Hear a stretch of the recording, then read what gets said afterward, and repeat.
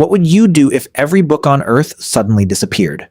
Every school, every internet connection, every video, every written word, gone. And now you have to teach your child how to survive, how to find food, how to avoid being eaten, how to make fire, how to heal a wound, with absolutely nothing written down. Sounds impossible, right? But ancient humans did exactly this for hundreds of thousands of years. And here's the part that will blow your mind. Not only did they pass knowledge down without writing, they did it so effectively that their children survived ice ages, hunted giant predators, and spread across the entire planet. Stay till the end because the last part will completely change how you think about learning itself. Let's begin. Imagine a child born 50,000 years ago. No school, no teachers, no books, no alphabet, no numbers on a page, just a wild, dangerous world and a family trying to stay alive.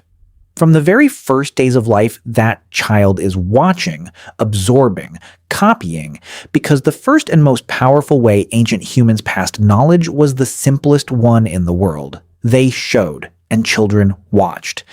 Think about how a child today learns to walk or talk. Nobody hands them a manual. They just observe the people around them and copy what they see. Ancient humans took this natural instinct and turned it into the most powerful education system ever created. A father crouching low to track animal footprints. A mother pressing certain leaves onto a wound to stop bleeding. A grandparent testing ice before stepping on it. Everything was a lesson. And every child was always watching.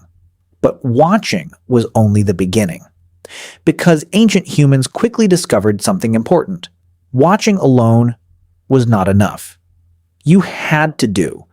So from a very young age, children were brought directly into adult activities.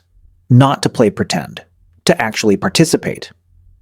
A young boy didn't just watch the men hunt. He came along and learned to hold a spear. A young girl didn't just watch food being prepared.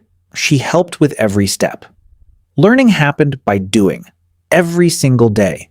From the moment you could walk. Now here's where things get truly fascinating. Because ancient humans figured out something that modern science has only recently confirmed. The best way to remember something is to attach emotion to it. And ancient humans were absolute masters of this. Around the campfire every night, something incredible happened. Stories. Not just any stories. Stories carefully designed to carry life-saving information inside them.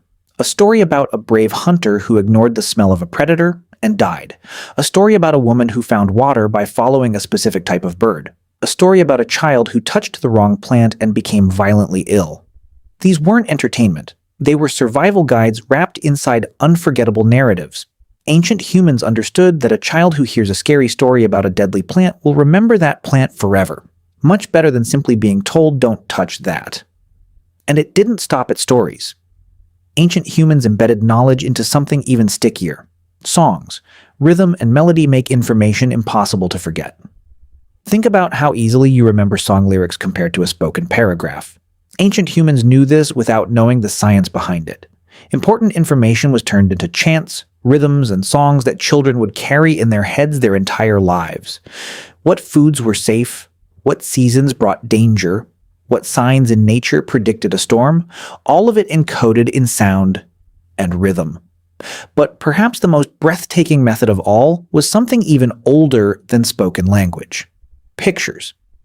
The cave paintings found across the world are not random artwork. They are textbooks. Ancient humans painted animals on cave walls to teach children what creatures existed, how large they were, how they moved, and how dangerous they were. They painted hunting techniques. They painted migration routes. They painted the stars. Children grew up surrounded by visual information carved and painted into the world around them. Before any writing system ever existed, humans were already using images to preserve and share knowledge. Now here comes the piece that will stay with you. The most important knowledge keeper in any ancient group wasn't the strongest hunter or the fastest runner. It was the eldest person, the grandparent, the elder. Because the elder had survived the most winters, the most droughts, the most predator encounters, the most illnesses. Every year they lived was another year of survival information stored in their memory. Ancient human communities protected their elders with great care. Not just out of respect, but out of pure survival logic. Losing an elder meant losing decades of accumulated knowledge that existed nowhere else on Earth. After watching this video, you now understand something remarkable. Ancient humans didn't need schools, books, or the internet to educate their children. They used demonstration, participation, storytelling, song, art, and the living wisdom of their elders to pass everything they knew across generations. And it worked so well that the knowledge survived for hundreds of thousands of years. The next time a grandparent tells you a story, the next time you learn something by watching someone else do it, the next time a song gets stuck in your head and you can't forget it, remember this. That is not modern learning. That is ancient human knowledge transfer, working exactly the way it always has. The method is hundreds of thousands of years old, and it never stopped working.